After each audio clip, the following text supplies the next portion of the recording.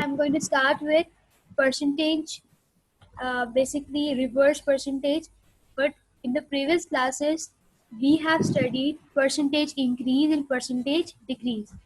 हमने बात की थी previous classes में कि let's suppose अगर अली जोहर के पास 1000 रुपीज हैं तो ये उस 1000 रुपीज का 100% है, ये मैक्सिमम है. तो ये उन 1000 रुपीज का 100% है. फाइन. लेकिन लेट्स सपोज कि इसके 1000 रुपीज में लेट्स सपोज अगर 50% इंक्रीज हुआ है तो इसका मतलब क्या होगा? इसका मतलब ये होता है कि 100% में कितना इंक्रीज हुआ है? 50% इंक्रीज हुआ है. जो हमारी न्यू परसेंटेज होगी जिसको हम बोलते हैं increase percentage, that is basically 150%.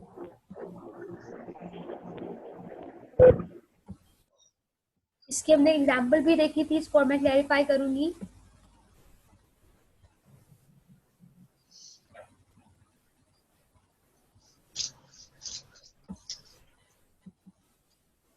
Let's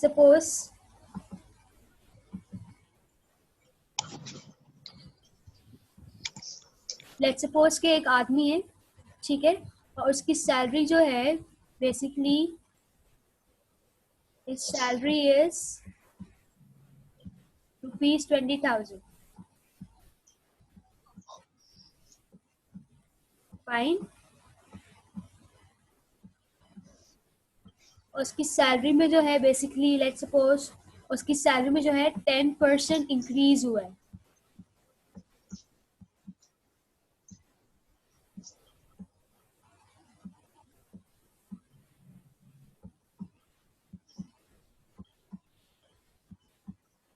There is a man who earns ₹20,000 per month, and there is a 20%, sorry, there is a 10% increase in his salary.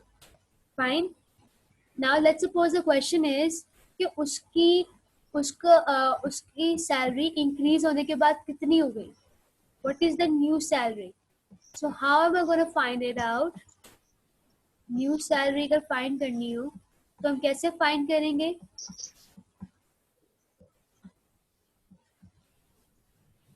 Here it is. मुझे पता है 20,000 जो था हमारे पास, this 20,000 is basically the 100% salary,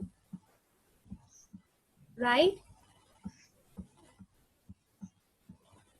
और जब इस 100% में 10% बढ़ जाएगा तो हमारे पास जो इंक्रीज परसेंटेज आएगी वो कितनी होगी? That is equals to 110%. तो इसके साथ वैसे काम करेंगे कि बेसिकली 20,000 हमारे पास क्या है? 20,000 is basically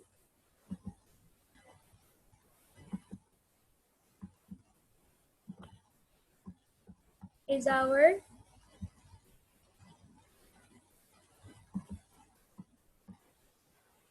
is basically our 100% salary.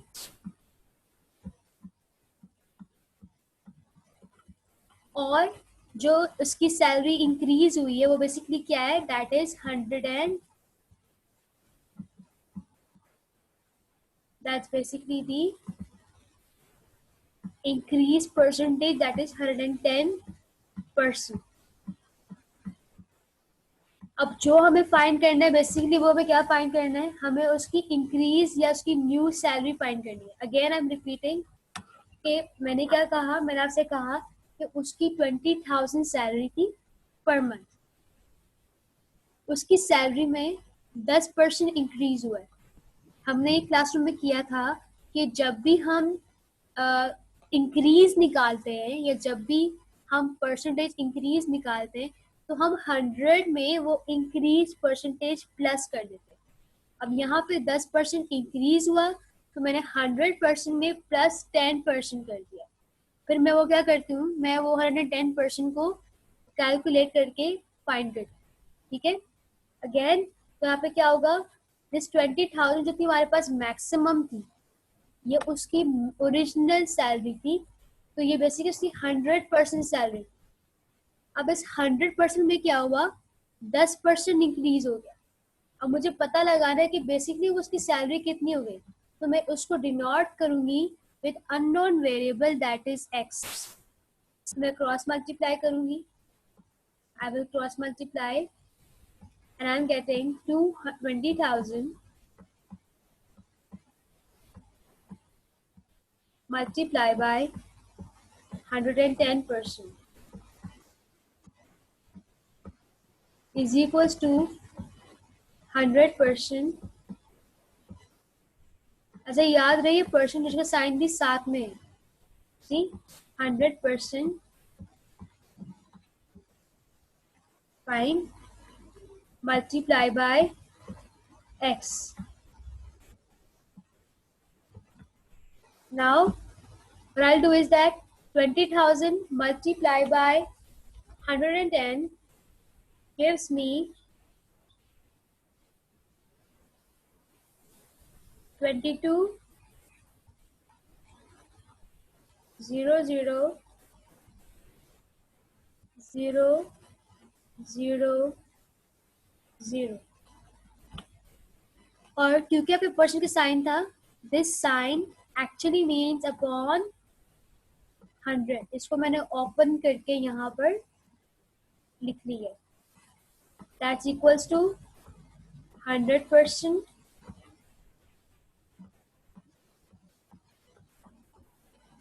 multiply by x, right? If I again simplify, Miss, what is the question? In which page these questions are? Basically question ये था, आपको मैं रिकॉल करवा रही थी कि बेसिकली परसेंटेज इंक्रीज क्या होता है। Fine, I told you that एक आदमी है, उसकी सैलरी जो है इट्स बेसिक 20,000, ठीक है, और उसकी सैलरी में जो है ना 10% इंक्रीज हुआ है। तो मैं आपको बेसिकली समझा रही थी कि जब हम इंक्रीज करते हैं ना, तो इंक्रीज में क्या करते हैं हम लोग 100% में वो इंक्रीज परसेंटेज को प्लस कर देते हैं। अगर हम यहाँ पे देखें, so this 20,000 is basically our original salary. So basically this is our 100% salary. इस 100% सैलरी में कितना इंक्रीज हो रहा है, 10% इंक्रीज हो रहा है। तो अब मुझे फाइंड करना है कि उसकी न्यू सैलरी क्या होने वाली है। तो अब मैं लिखूंगी एज एन इक्वेशन, ये 20,000 जो थी ना बेसिकली क्या थी, it was his original salary, और अगर हम इसको लिखे परसेंटेज में, in the language of percentages, it's actually 100% salary, right. अब मुझे अगर लिखना है कि भाई उसकी सैलरी में 10% इंक्रीज हुआ है, तो सैलरी में अगर 10% इंक्रीज हुआ है, तो मुझे ये पता है इन टर्म्स ऑफ परसेंटेज की उसकी salary that is 20,000 is actually 100%। तो 100% में 10% इंक्रीज हुआ है, I will write down over here, right. और मुझे पता लगाना है कि उसकी सैलरी कितनी हो चुकी है। Is it clear to you now? Hamza, is it clear to you? Miss, yes, यहाँ पर जब हम लोग ने इसको 22 था, ये जो आपने डिवाइड कर दिया, तो फिर इसके बाद पर्सन का साइन क्यों आया है? किधर साइन आया परसेंटेज का? यहाँ पर लास्ट जहाँ पे आपने सॉल्व किया ना, मैं डिवाइड करके इक्वल टू 100%। आप इसकी बात कर रही हैं? जी अच्छा, अभी आप जो नेक्स्ट स्टेप देखिए क्या होगा। आफ्टर डूइंग इट 22,000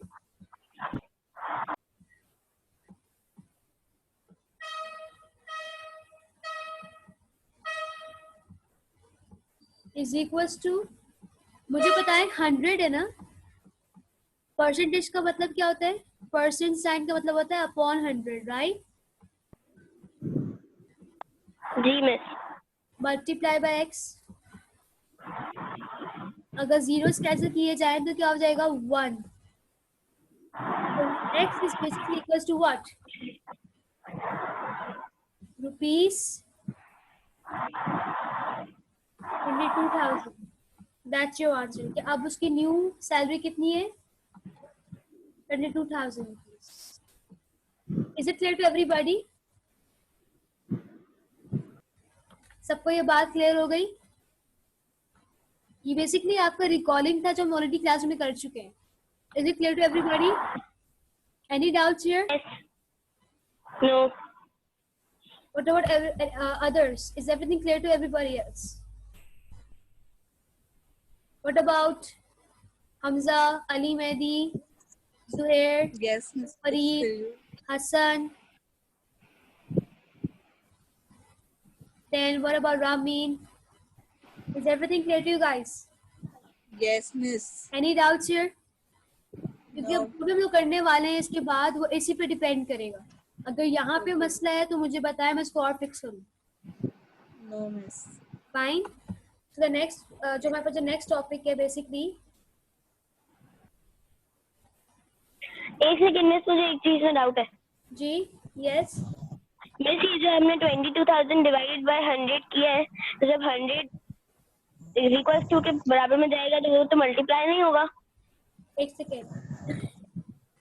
यहाँ देखो आपने लिखा है 20,000 मल्टीप्लाई नीचे बाय नीचे 110, राइट. आपको बेसिकली क्या फाइंड करना है? एक्स फाइंड करना है ना. ठीक है. जी. अपने यहाँ पे क्या किया? I first open this card. Just a second. पहले मैंने कार्ड ओपन किया. I wrote 22. I got, but I multiplied 20,000 with 110. Fine. तो मैंने इसको वेट लेट मी शो. जब मैंने ये वाला पार्ट और जब मैंने ये वाला पार्ट आपस में मल्टीप्लाई किया, आई गॉट दिस आंसर. ठीक है. फिर मैंने बाद में जाके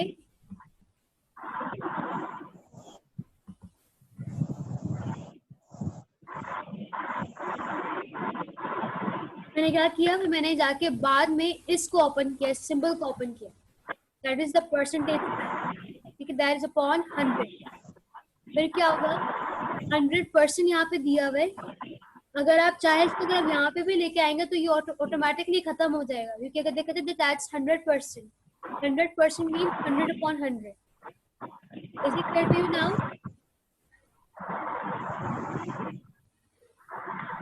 Is it clear yes to you? Miss, अब समझ में आ गया.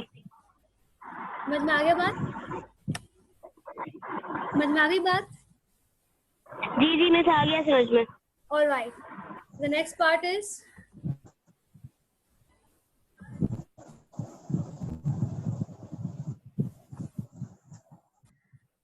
we'll come to a topic now. The next part of the topic. देखो question दिया हुआ है. The ones who have book can follow it in the book. The ones who don't have the book can read it on the screens, which they can see right now. Basically, the Good Progress Award is given out to the top 10% of students within each Miss, what is level. the page number? Page number is basically page number 194. It's page number 194. Okay, Miss. All right. Now I'll be reading the question. Anybody has any doubt can open the or just speak in between. It's totally fine. Okay. So the Good Progress Award is given out to the top 10% of students within each level and stream in every school to make significant improvement. कह रहे कि GPA जो है एक कह ले के system है जिसपे 10% स्टूडेंट्स जो होते हैं ना हर लेवल पे बताए जाते हैं कि जो बहुत ही अच्छी प्रोग्रेस कर रहे हैं. ठीक है. Significant improvement in their academic performance as compared to the previous year. मतलब ये उन लोगों के लिए होता है जो कि बहुत अच्छी परफॉर्मेंस कर रहे होते हैं प्रीवियस के मुकाबले में. Let's suppose एक बच्चा है जो पिछले साल इतना अच्छा नहीं पढ़ रहा था, उसने जो नेक्स्ट ईयर इतना अच्छा पढ़ा, तो वो एक बहुत के लिए हाईलाइटेड बात हो चुकी है कि भाई वो बच्चा जो था लास्ट ईयर तो वीक था लेकिन इस साल बहुत इंप्रूवमेंट की है. ठीक है. तो वो क्या करेगी, इस तरीके से काम करते हैं कि वो एवरी ईयर हर लेवल पे बच्चों के नाम देते हैं. 10% टॉप स्टूडेंट्स के नाम देते हैं जिन्होंने पिछले पहले पढ़ाई के मुकाबले में इस बार या नेक्स्ट लेवल में अच्छा पढ़ा हो उनके नाम देते हैं, ठीक है। There was an increase in the value of awards from 2008 to 2009. कह रहे कि वो जो अवार्ड्स बच्चों को देते थे उसमें इंक्रीज हुआ है, उसकी वैल्यू में इंक्रीज हुआ है from 2008 to 2009. The table shows the value of these awards for each level from 2008 to 2009. पहले हम इस टेबल को स्टडी करेंगे. Fine. So we can see that there are some columns primary 2 to 3. मतलब ये बात कर रहे हैं प्राइमरी लेवल की from class 2 to 3. Fine. In 2008, the award given to these students was $5,000. But in 2009, this was changed to $100. Similarly, in primary levels, $100 was given to them in 2008, लेकिन हमें मालूम नहीं है कि 2009 में कितना उनको दिया गया. Then if you move toward the secondary level from class 1 to 5, $150 was given to them in 2008 and $200 was given to them in 2009. There was an increase. You can see that how much has increased over here. $50 यहाँ पे increase हुआ. Fine. Is it clear to everybody? अच्छा, I'm going to say one thing is that कि after 10 minutes हमारी meeting and हो जाएगी, लेकिन हमारी क्लास एंड नहीं होगी. जैसे हमारी मीटिंग एंड हो आप दोबारा से इसको ज्वाइन करेंगे. आप मेरे स्क्रीन पे देख रहे होंगे कि टाइम खत्म होने वाला है. बेसिकली जूम उन्होंने हमारे लिए टाइम कम कर दिया हुआ है. फाइन. तो जैसे हमारी मीटिंग एंड होगी आप दोबारा से इस मीटिंग को ज्वाइन करेंगे. Is it clear to everybody? Is it clear to all? Yes, miss. All right. So I'll continue for the time being. So what I can see here is that यहाँ पे कितना increase हुआ था? यहाँ पे $50 जो है इंक्रीज हुआ है from 2008 to 2009. In junior colleges, the award given to them was $200 in 2008, and then they were given $250 in 2009. तो मुझे यहाँ पे बताएं कितना इंक्रीज हुआ है, कितनी अमाउंट बढ़ी है इनकी? $50 increase. Is it clear to everybody? Yes, miss, $50. Sorry. Yes. Similarly, if I try to look here, in technical education, they were given $300 in 2008, and then it was increased to $400. तो मुझे यहाँ बताएं कितना increase हुआ है? $100. Yes, very good. $100. $100 increase हुआ है. Is it clear to everybody? Any doubts here? Yes. No. Good. All right. So we'll move on to the question now. The question is basically, given that there was an increase of 50% in the value of awards from 2008 to 2009 for primary 5 students. कह रहे हैं कि primary 5 students. तो मुझे बताएं ये primary 5 students किस category में आएगा? इस कैटेगरी में आएगा या इस कैटेगरी में आएगा?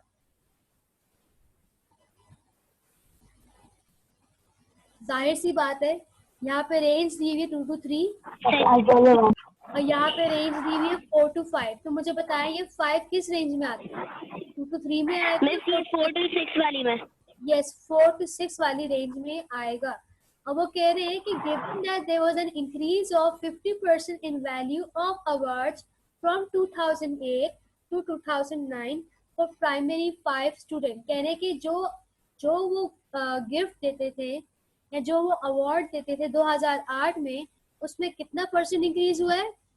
50% इंक्रीज हुआ है. तो हमें कैलकुलेट करना है कि 2009 में उनको कितना अवार्ड दिया गया होगा, इसको हम आगे देखेंगे. So let's do it first.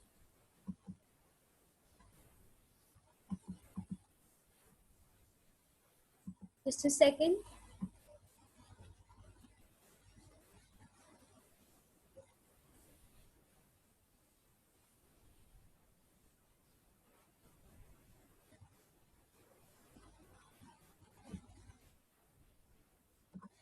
Alright.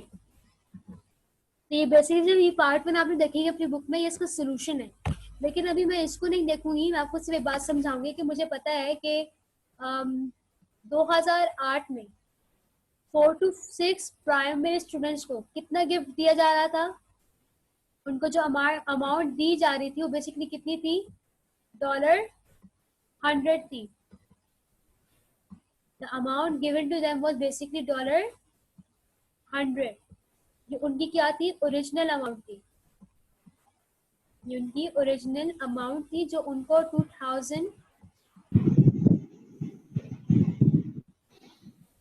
2008 में दी जा रही थी.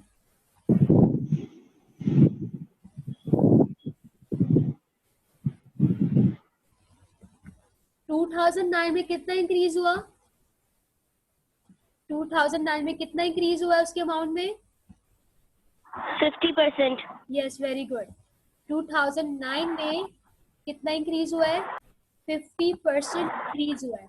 अगर देखा जाए, मुझे बताएं इन परसेंटेज, $100 बेसिकली कितने परसेंटेज को कहेंगे, हाउ मच परसेंट बेसिकली. $100 अगर हम देखा जाए कि ओरिजिनल की अमाउंट है, इसको हम कितनी परसेंट 100%. गार्ड करेंगे. 100%. Yes very good. ये ओरिजिनल अमाउंट थी, ये मैक्सिमम अमाउंट थी. तो ये बेसिकली हमारी क्या है, ये हमारी 100% अमाउंट है. Fine. Is it clear to everybody. 2009 Yes. कितना इंक्रीज हुआ है, 50% इंक्रीज हुआ है. किस में इंक्रीज हुआ है, $100 में. तो हमें पता है कि ये $100 100 के हमारे पास ये 100% है. तो हम अब क्या करेंगे, वी नो दैट कि 100% में, in this 100% there was an increase of 50%.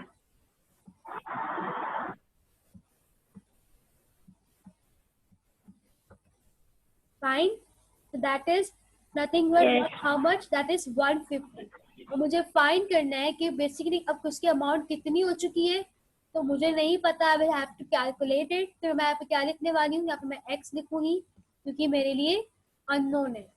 Then I will cross multiply.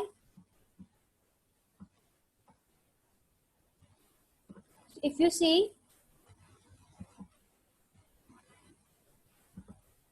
100 is multiplied by the x,